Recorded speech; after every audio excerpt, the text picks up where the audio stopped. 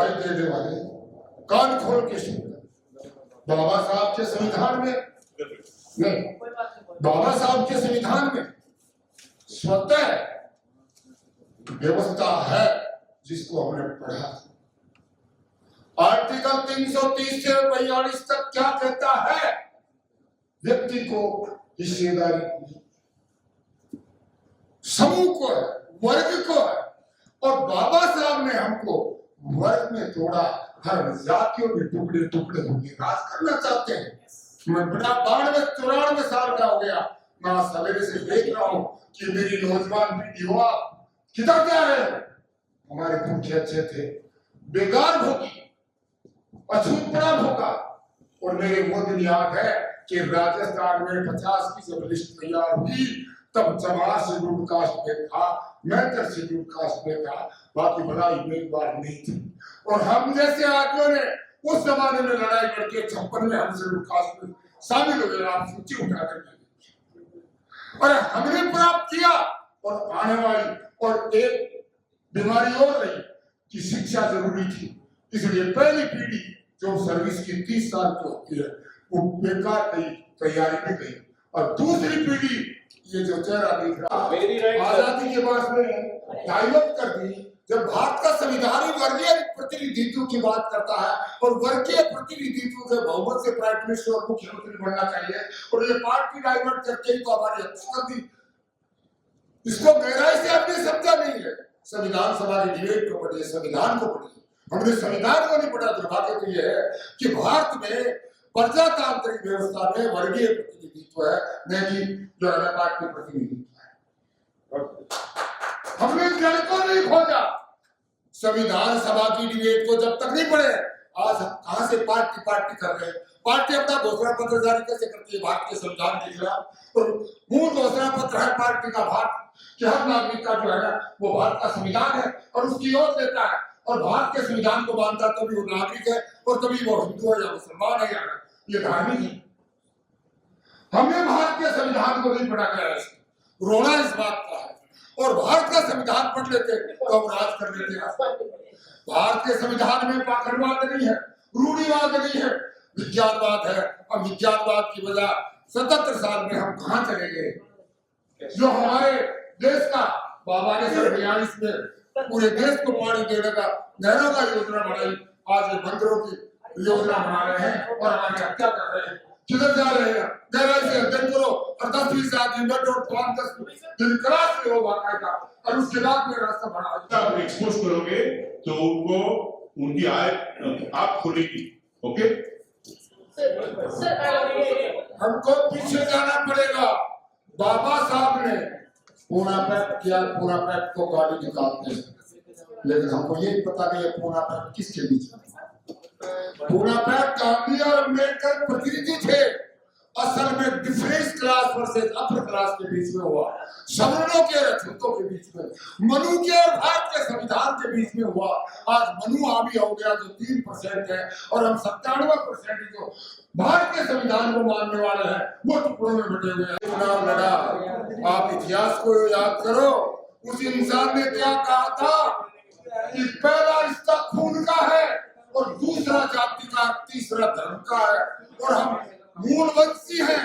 आज schedule caste और tribes का जो सर्टिफिकेट है मूलवंश के नाम से है, हिंदू मुसलमान के नाम से नहीं है। आप SC ST OBC जो है difference class versus upper class का नारा लगा दो, राज करोगे। ये टेस्ट की रिपोर्ट आ सकी है कि SC ST OBC मूलवंश से है, एक जगह हो जाओ, ये खून की उड़ा दो, जय भारत। लगातार, और उन्होंने उस तरह से सरकार चलाई है जो आज वो हमें भाषण देते हैं कि संविधान बदल जाएगा और आपके साथ ये हो जाएगी। मैं यकीन तौर पे कह रहा हूं क्योंकि हमने अपने नेताओं की गुरिबान नहीं पकड़ी है। मैंने खुद ने चुनाव लड़ा अलवर शहर विधानसभा से निर्दलीय।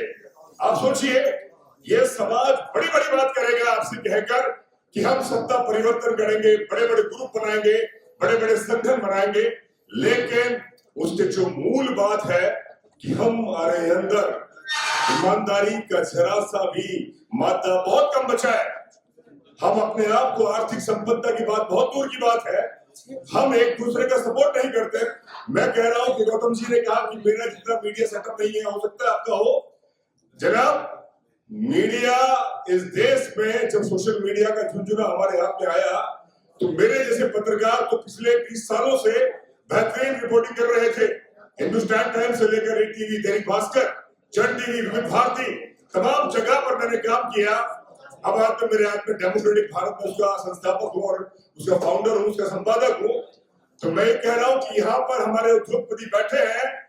मेरा एक आपसे हाथ जोड़ के निवेदन है, जब मैं अलवर से यहाँ आया तो मैं ये सोच के आया था कि हमारे बड़े बड़े लोग हैं, कम से कम हमारे सोशल मीडिया को जो आपकी आवाज बनते हैं उनको आर्थिक सहायता दीजिए, और बड़े संघर्ष से जीते हैं। अभी मेरी प्राचा साहब से संवाद हो रहे थे, वो कह रहे थे वर्मा जी आपके सवाल बड़े टेढ़े हैं। मैंने कहा सवाल टेढ़े इसलिए पत्रकार हूं, इसीलिए अशोक भारती जी पहले बार मुझे मिले थे 6 साल पहले जब मैं चैनल में था, तो मैंने लाइव पैनल किया था उनसे।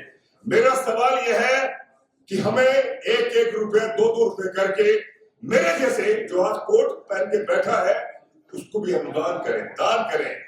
मैं इसलिए कह रहा हूं कि वो पेबैक होगा, आप रिजल्ट देखेंगे, क्योंकि आपकी आवाज को कोई भी मेन स्ट्रीम, जिसे आप मेन स्ट्रीम कहते हैं, वो आज के दौर में मेन स्ट्रीम नहीं है। और मेरी जो पीएचडी है impact of media on Dalit society, इसी विषय पर है, मोहनलाल सुखाड़िया विश्वविद्यालय से। राजस्थान में इकलौता स्कॉलर हो जिसने मीडिया और दलित पर पीएचडी करी, और कितने संघर्ष हो तो पीएचडी मुझे अवार्ड होती है। मैं फिर कह रहा हूं कि इस जो मंच है बड़े मुश्किल से सजाए जाते हैं। जब मेरे जैसे आदमी ने जो आज भी संघर्ष कर रहा है उसे जगह नहीं मिलती तो बड़ा रोना भी आता है कि आखिर हम कर क्या रहे हैं, क्योंकि लाखों लोगों की आवाज डेमोक्रेटिक भारत में डॉक्टर महेश वर्मा भी है। मैं इसलिए कह रहा हूं कि हाँ, मैं भी इज्जत पाने आया हूं। मेरे माँ बाप, मेरे बाप दादाओं को इज्जत नहीं मिली थी, उन्होंने बेकारी की थी। और आज भी ना तो हमें सरकारी कार्यालयों में इज्जत है, ना प्राइवेट संस्थानों में इज्जत है, ना हमें उस गांव में इज्जत है, ना शहर में इज्जत है।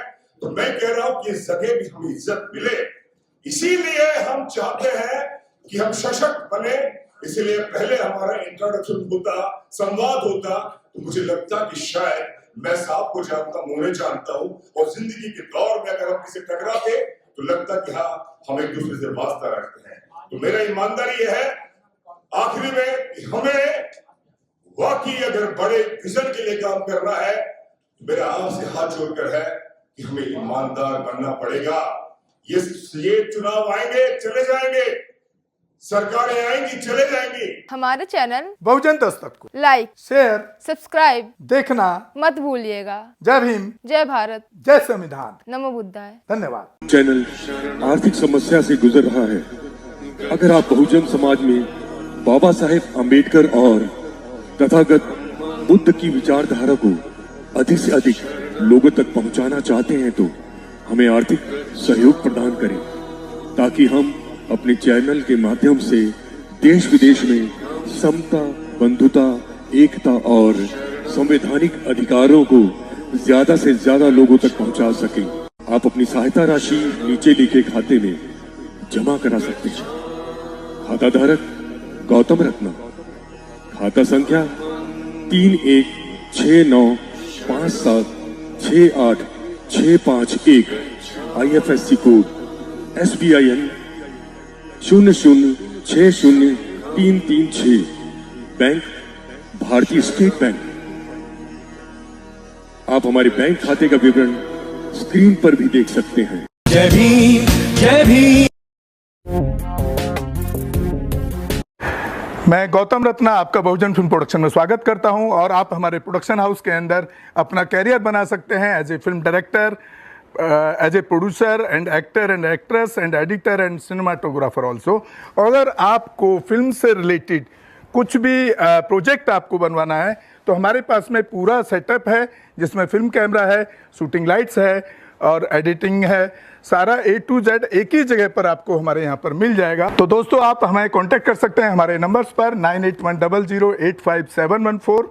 और 8510005714 हमारे वेबसाइट पे विजिट कर सकते हैं www.filmserviceindia.com और हमें मेल भी कर सकते हैं gautamfilmsproduction@gmail.com पर। धन्यवाद।